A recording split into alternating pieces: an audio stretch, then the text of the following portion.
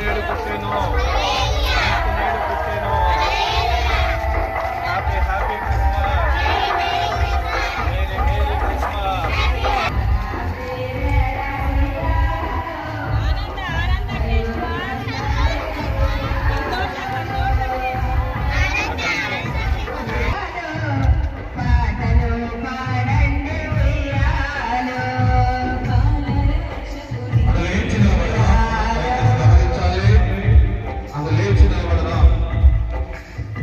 స్తుతించే సమయమును అట్టి కార్యమును జరిగించు ఉన్నారు.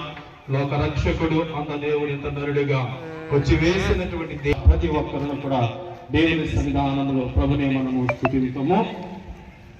ఆయన చేసినటువంటి ప్రతి ఉపకారమును బట్టి